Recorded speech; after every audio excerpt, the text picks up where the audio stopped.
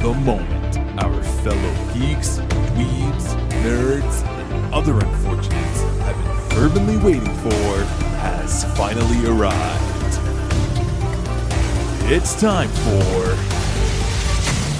TMI, Confessionals of the Nerd Kind. And now, your hosts, Jeff Nerfherder Chandler, Jim Kaiju Baker, and Mike Mjolnir Evans.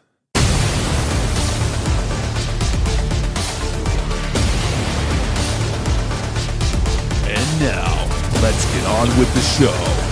Here is TMI. So, all right, we're here for another 5-bucket episode. 5 bucket. It's been a while. Totally deserves 5 buckets, too. I know, right? Peel back the curtain and look at our inner workings. When you hear a 5-bucket episode, it usually means one of us is on vacation. So this episode may not be live, is what I'm trying to say. That's all right. It doesn't negate our thoughts. No, it does not. No, it does we not. don't need to be live to talk about these movies. Yeah, we're never live. I'm sorry to destroy that illusion you may have of us, but we're never live. Imagine if we did a live show. I can't tell you. To be honest with you, I've gotten a number of comments where people are like, I've listened to your show and I wish it was live because I'm like talking back to you.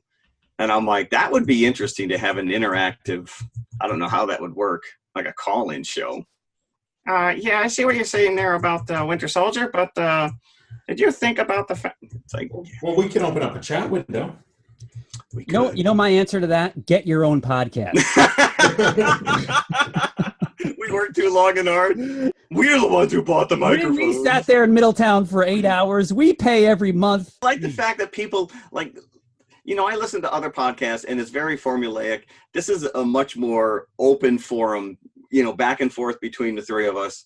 And I like the fact that people feel that, you know, exactly what we set out to do, which is more conversations. This whole show came from the fact that we used to sit around in the cafeteria talking about these movies exactly like this. Yeah. We do a little bit more prep work now, but it's still the same genesis, which is it's just a bunch of guys sitting around talking about a movie that we either did or didn't like, and trying to convince each other that it was a better movie than you expected. And from our point of view, with all this genre history that we have between us, I think put something of worth into the world. If you want to share it, then that's great. Right. Yeah. But I like the fact that people, you know, get invested in the conversations and want to be a part of it. I think that's cool. So the conversation today, this is, as Mike said, a worthy inclusion into our 5-bucket list. This is the top of my MCU. It was mine as well. It's right up there. Maybe it ties with Ragnarok now for me because I love Ragnarok. But this is just unparalleled in its scope. What are we talking about again? We're talking about Winter Soldier. We're talking about Captain America. Yes. This is the first Russo brothers attempt in the MCU. And they just killed it here. So which is wild because these guys were like they came off comedies, right? They were filming TV comedies. So to step into it for Kevin Feige or whoever made the decision to bring these two guys in and say, we're going to give you the reins to this massive action flick and just let them go, and saw the vision that they could handle it. And now Feige's he dictated to them that he wanted this to be like a 70s espionage thriller masquerading as a superhero movie. And that's exactly what you got. So you take movies like 3 Days of the Condor, Parallax View. It's all here in Winter Soldier. That paranoid, everybody's out to get me, everybody's bugging my apartment kind of a thing. It's here in this movie. And like we were saying, it's kind of a superhero movie, but it's not at the same time. It is really an espionage thriller. Yeah, tonally, it's unlike anything that we saw in the MCU. And it's kind of the closest. It's the closest that they've ever gotten to a James Bond movie, I think, as well in the MCU. Yeah. And I'm talking like License to Kill, where James Bond becomes like a rogue agent, because that's kind of what the storyline is here as well. Yep. So basically, the setup for Winter Soldier. Anybody listening to this has seen this movie, so you don't need me to tell you. But it's Cap coming off the events of the Avengers. Cap is now fully a S.H.I.E.L.D. agent. So he's going on missions for Nick Fury and S.H.I.E.L.D. As you see in the beginning of this movie, we've got pirates taking over a S.H.I.E.L.D. Aircraft carrier. Mm-hmm. Cap and the strike team, who's the S.H.I.E.L.D.'s counterterrorism team, headed up by an Agent Rumlow, who later on becomes Crossbones. But they're headed up by Agent Rumlow is the strike team. And Cap is working with them to take back this aircraft carrier from pirates. Black Widow comes along for the ride. And it's a great opening setup where Cap jumps out of the plane, no parachute, dives into the ocean, comes up on the ship, and just kicks ass. Starts kicking some pirate ass on this. Yeah, and you're right. This is like old school fisticuffs. You don't see any superheroes flying around with capes or laser eyes. This is all boots on the ground, old school tussling. And some of the greatest S.H.I.E.L.D. work, I think, that you see Cap employ happens in the first 10 minutes of Captain America Winter Soldier. Yeah, that opening attack is... And he has an awesome front kick as well that just send guys right through the galley of the ship. The pirates have kind of taken over this ship at the behest of S.H.I.E.L.D. themselves, or a shadow organization that's kind of in the background, working in the background inside S.H.I.E.L.D. Nick Fury gets wind of this. He's got some suspicions, so he's sent Black Widow in to not only assist Cap, but to get some information from the hard drive of this ship. And that's kind of the MacGuffin of the movie. What we find out later is an algorithm that's downloaded onto this hard drive, which is a thumb drive that Cap is given by Nick Fury. This is just so convoluted, but so brilliant at the same time. It's difficult to talk through it. But we've got Nick Fury, who is compromised himself, because once he has suspicions, there's a great scene with him, and what you find out later is the strike force trying to take him down, which is a great car chase scene through the streets of Washington, D.C. Warning, window integrity compromised. Which ends with Nick Fury's car just being blown up by the Winter Soldier, who we find out is Bucky Barnes later on. Spoiler alert. Who has a great theme, which is like a screaming kind of... Yeah. Yeah.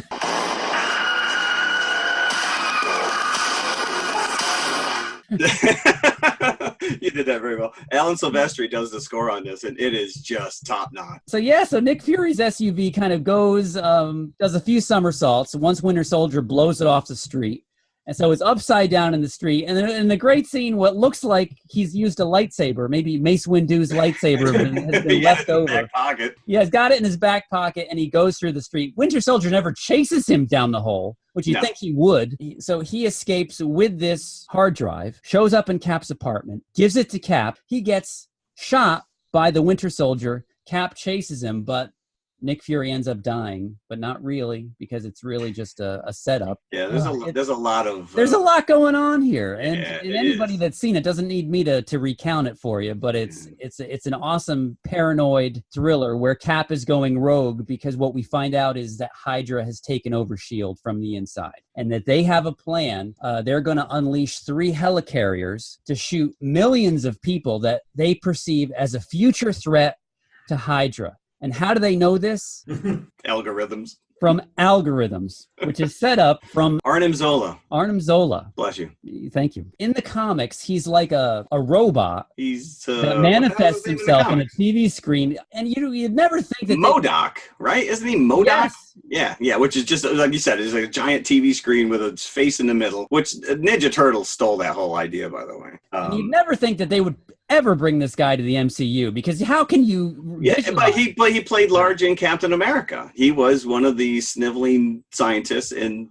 But as a human, as a believable Nazi scientist. So to bring him back, and that is such a brilliant scene when Cap and Black Widow go into the abandoned S.H.I.E.L.D. headquarters, and they realize that it's Hydra and these old school computers from like the 60s, and they all come to life. And he's like, "Hello, Fräulein." He's like, "Oh, it's a recording." "I am not a recording." It's some kind of recording. "I am not a recording, Fräulein. I may not be the man I was when the captain took me prisoner in 1945, but I am. Look around you. I have never been more alive." And it just, you realize that he's now integrated. He's part of the system. It's so well done. And you look around and he says, look, I'm all around you. And you see all these old school computers and tape loops and everything. Yeah, and you hear the old school wheels going. Yeah. So, and of course, as soon as Black Widow and Cap turns him on, now that's... Turn me on. Yeah. Put your hard drive in my software. And he reveals the algorithm plot, then immediately they know where he is. Yep, so they target this base, thus destroying their algorithm. Why would they want to do that? You could just transfer it somewhere else. Yeah, it's backed up someplace. But then Pierce, Robert Redford as Pierce is like, you made me destroy Zola. It sounds like he did back him up somewhere. This movie is a completely different animal. Like we said before, you know, Captain America, the first one, the first Avenger, is already high on my list. And then coming off Avengers, and then just to have, like, Cap is, he's dealing with the fact that he's a man out of time. But then to realize that the world is not black and white. The one thing that he's kind of hinging himself on is just this American pride, the morality is just crumbling underneath him. And he's now on the run, trying to figure out what the hell he's stay loyal to. And the relationship between him and Widow is very unique. And I think after watching this movie, it makes me lament her loss even more in Endgame. And talking about the whole aspect of Cap being a man out of time, it's kind of telling that everybody else will leave the Avengers to go back to their own world. Like Thor will have his own movies set on Asgard, like you had the Dark World and then you had Ragnarok. Tony Stark goes back to being Tony Stark in Iron Man 3. Cap has nowhere to go. So he just kind of stays with S.H.I.E.L.D. and does the stuff that they tell him to do, like the good soldier. Because he's a soldier, right? Yeah. And then that just blows up in his face. This is very patriotic. Like, this is the movie, like, every time it's on, I need to watch it. But I think you need to watch this every July 4th, right before Independence Day. Must watch. Right before the film Independence Day or the holiday Independence Day? Both. Yeah. And even the opening scene where she comes to pick him up, and Black Widow pulls up in the car, and she's like, either you boys know where the Smithsonian is? I'm here to pick up a fossil. So there's this constant reference to the fact that he's should be like 70 years old. So it's so fun. And there's that heartbreaking scene where he goes to visit Peggy Carter, who is the age that he should be, who's suffering either dementia or Alzheimer's. Because he just goes in and out of being lucid, of knowing that he's sitting here now next to her and being surprised by his presence, not knowing where he came from. And especially after that very short-lived Agent Carter series. Yeah. Which was good. That was a great show. If you actually bothered to watch that, it was good. It was very good. Better than Agents of S.H.I.E.L.D. Yes, I agree. Yeah. Yep, absolutely. And it was only like it's supposed to be a summer fill-in for Agents of S.H.I.E.L.D. on their hiatus. And it was so much better than that. The building up of internal aspects of S.H.I.E.L.D. that you never saw before. You got the Andrew Pierce character who shows back up in Endgame, brilliantly so. Yeah, I mean, bringing Robert Redford in on this just elevates it to the next level. Because like you said, they're going out of their way to kind of capture that feel of those old school Cold War flicks. And he was in half of them. So yeah. He was. And then you've got the council as well. Which is a lot of fun. It's funny because I kind of like, this is what episode 1 of Star Wars should have been. If you're going to talk about trade wars and you're going to talk about banks and all this other crap, like, you could have done it well. Yeah. Because this is some dry shit. It doesn't need to be boring. No. The action sequences in this are just unparalleled. That whole chase sequence on the street, to me, is the best action sequence in all of the MCU. When they're on the run from the Winter Soldier, and like you said, that score, it just and even before that, the fight in the elevator that they referenced. Well, and I'm so happy they revisited that in Endgame to a much different effect. And this Rumlow, he's a jerk from like day one in this movie. He's a jerk from the get-go, but you just hate him so much when he makes that turn, especially when he's got the gun to the head of that poor hapless S.H.I.E.L.D. agent who's got the control to one of the helicarriers, and he's about to shoot him in the head until Agent 13 saves the day. But that whole scene where he's with all these S.H.I.E.L.D. agents in the elevator surrounding Cap, and he just takes them down. And he just goes, because he realizes pretty quickly what's going on. Before we get started, does anyone want to get out? Like that just shows you the character right there, which is he is up against it and he knows he's outnumbered, but he's not going down without a fight. And when he escapes the Triskelion, and wait a second, let's just ruminate on that name for a second. The Triskelion. That also came from the Ultimate Universe. It does, and it sounds like the pirate ship that Keith Richards should be sailing in Pirates of the Caribbean.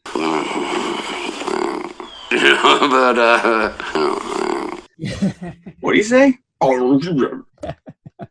And the great scene where he escapes with just his shield, and he falls down like nowhere to go, Cap, and he just jumps out the window. Yep. Yeah, on the run. And the shield absorbs his fall, which is a great scene. But you do see that he is getting banged up. He is, as Tony Stark once said, everything special about you came out of a bottle. But you're reminded that he is not invincible. Like he could one bullet could take him down. It's just the fact that he doesn't know enough to step down. He doesn't know enough to say when. His mantra has always been, I can do this all day. And that one great scene where he takes down that aircraft that comes after him as soon as he gets out of the Triskelion with the shield. Yeah. Awesome. No, this is one of the best sequels ever made. It is. If you want to, coming right off, like I said, coming off from Captain America, the First Avenger, which I loved, and Avengers, just taking this character to the next level. And we didn't even talk about Bucky because, that's a driving heart of this whole movie is that he comes to realize that that's his friend he left to die. And, the guilt over, the circumstances, it's heartfelt because he knows he's good. And he's like, you know me. And he's like, I don't know you. And he calls him Bucky. And he's like, what'd you call me? Bucky? Who the hell is Bucky? So he's been brainwashed. He's just a monster. Sergeant Barnes, the procedure has already started. You are to be the new fist of Hydra. Put him on ice. And Bucky, over the years, has somehow morphed into Chris Angel, the mind freak. Looking exactly like him.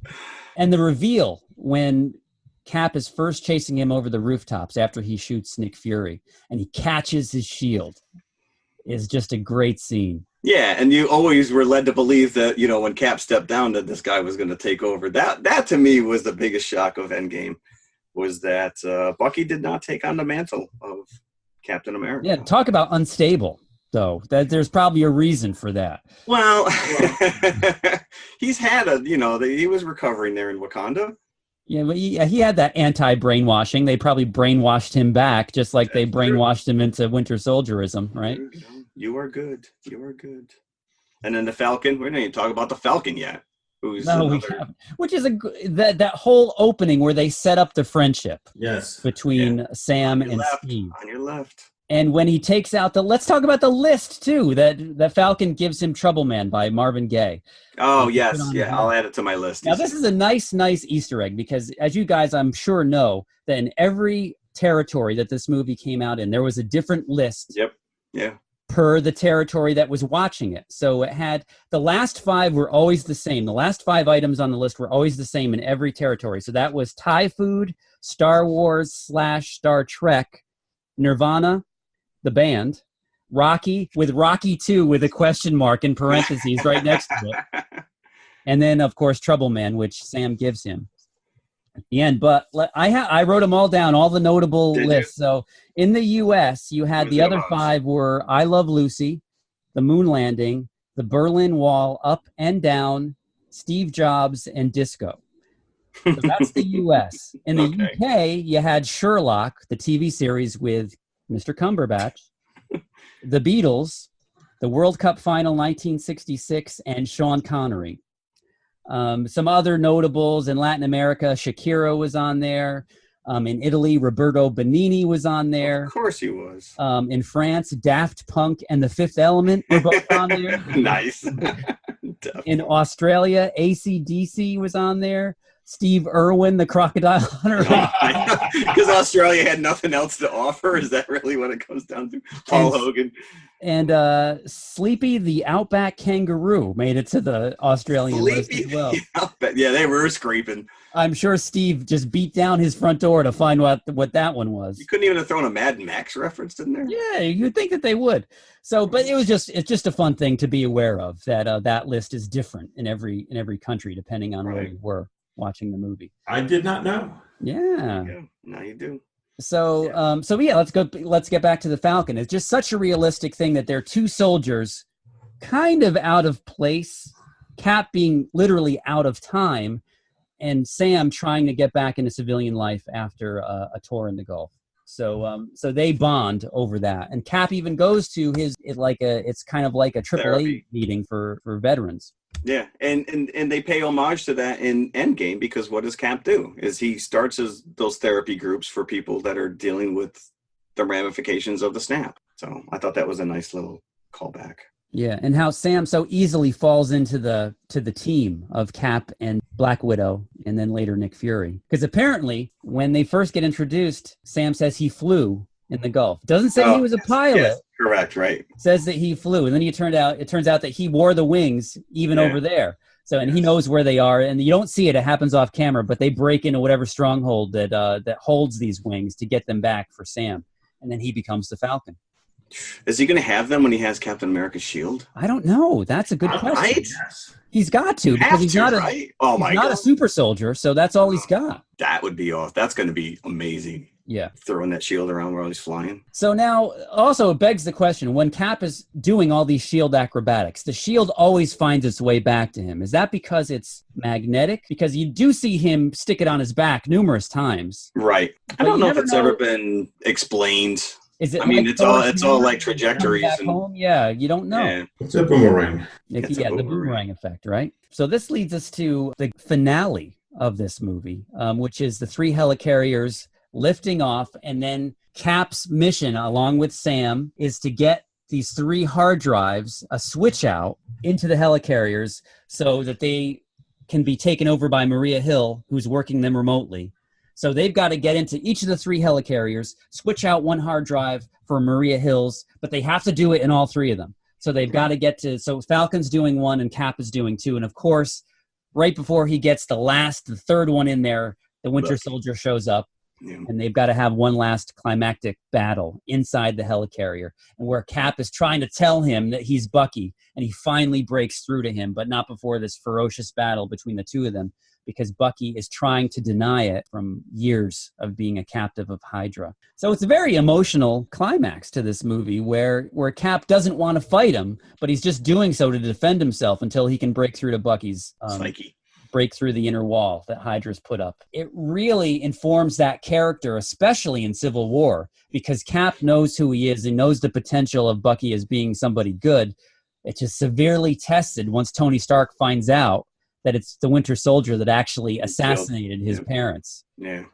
So, and it's brilliant. It's really the only thing that you could realistically put between these two characters of Iron Man and Captain America that would set them off against each other, that this linchpin of Bucky. The way that they've built this up through the films, I don't know if it was always the grand scheme or if it just came up film by film, but I just love it, how they use this character going forward through these movies. I got nothing more to say. You got nothing more to say?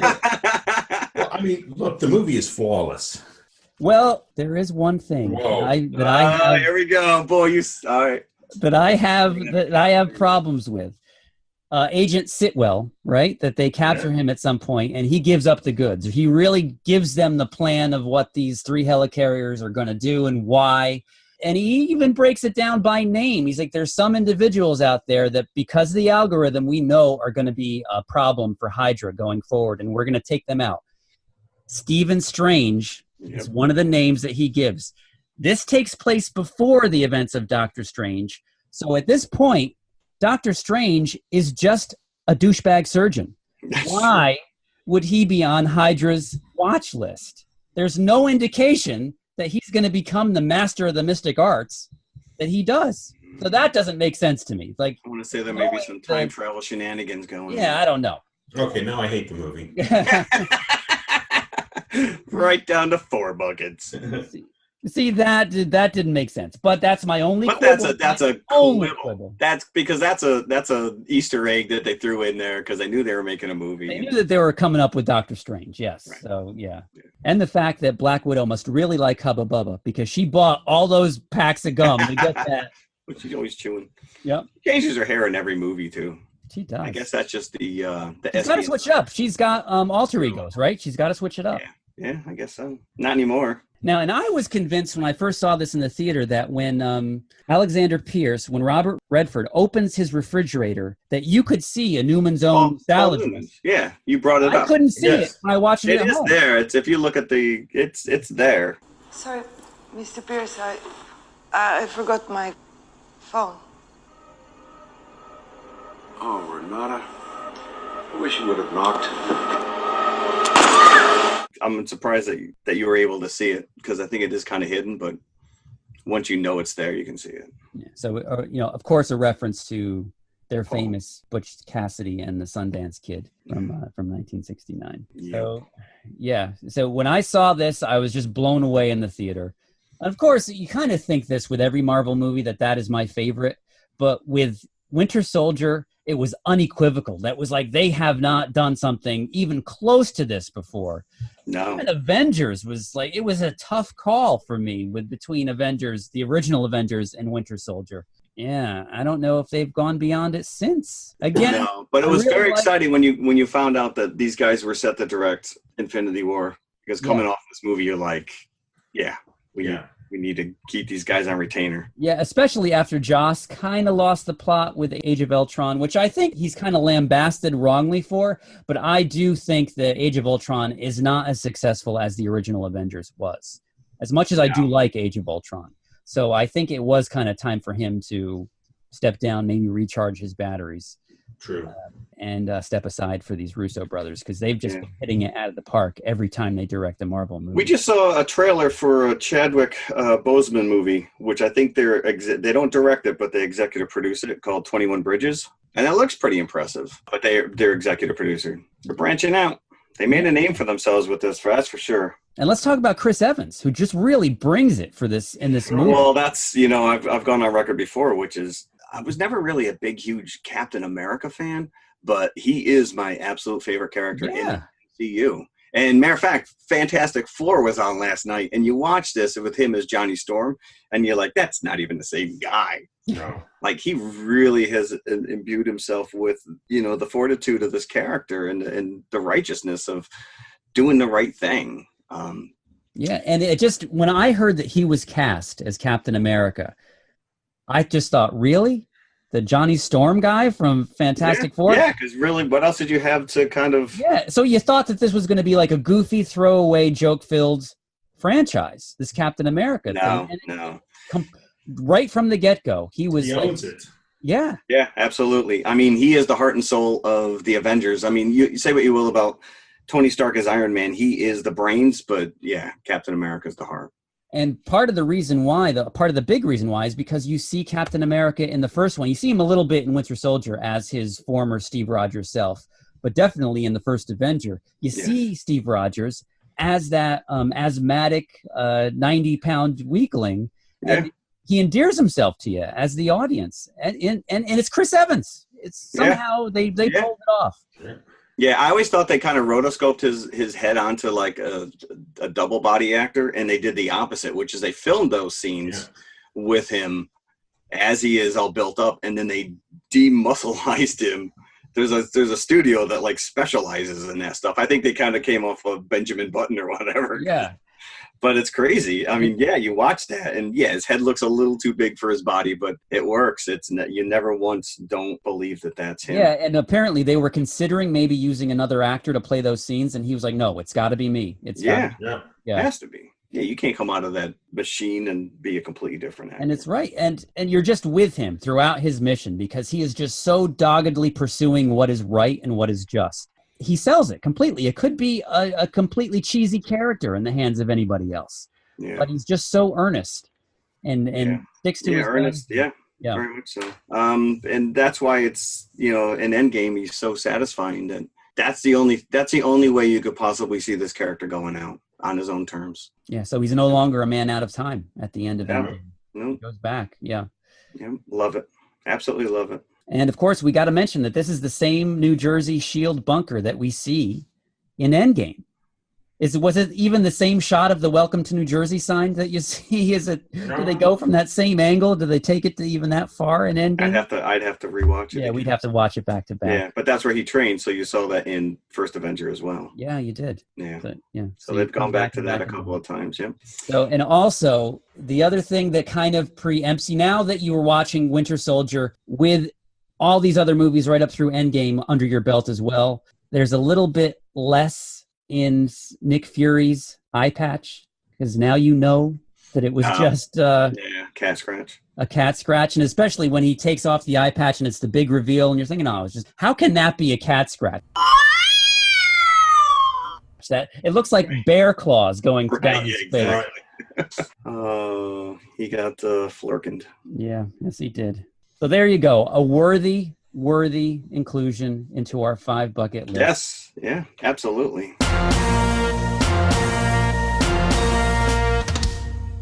Our first MCU inclusion into the 5 bucket. That is true. This is probably the first one in the 2000s, actually.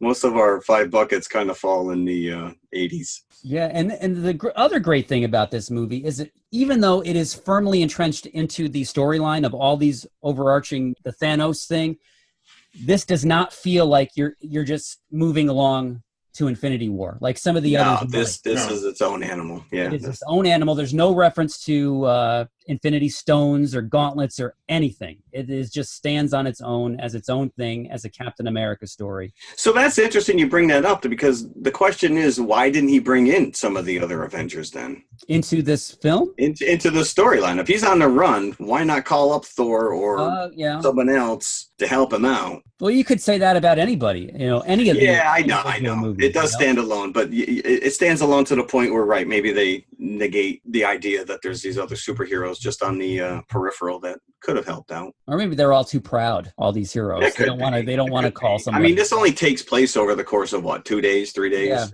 at the most. 3 days if you want to stay true to 3 days of the Condor. It stands on its own. But and hey, Stark was completely in S.H.I.E.L.D.'s back pocket, or more like the other way around. Who knows if Stark would believe him? He went to Tony Stark for somebody like that. Yeah, it would have been a different movie. So I'm glad. I'm glad they stayed true to their vision, I guess, which is just, like I said, it's boots on the ground. You really don't get a lot of CG action until that big helicarrier action sequence at the end, which makes a mess of the Potomac. Let me that's just the collateral damage in all these movies. Yeah. Do you remember, Mike, there was a comic series years ago called Damage Control, and it was just all about this group that followed around the superheroes cleaning up after them.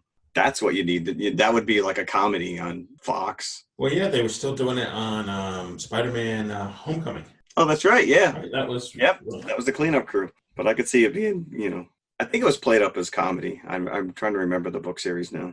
There you go. Yeah, 5 buckets, man. You can't ask for a better, more satisfying movie.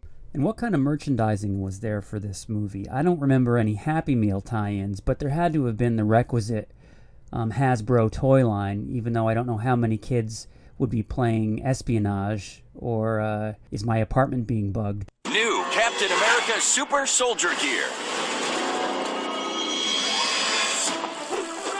Thanks, Cap. Thanks, Cap.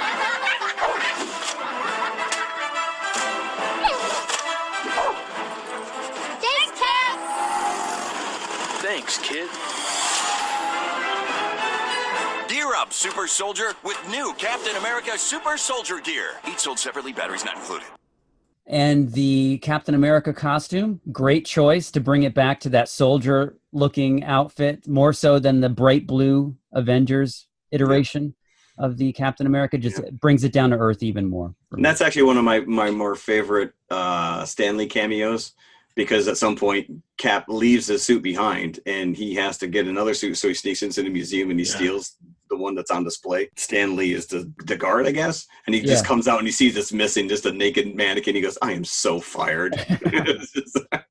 No, you can't go wrong. You can't go wrong. 5 buckets, there you are. 5 it is. There it is. And join us back here next week because we are inducting another movie into the 5 bucket list. This time it's going to be the undisputed classic, Stand By Me. Until next time. All right. Thanks for listening, as always. Oh, come on.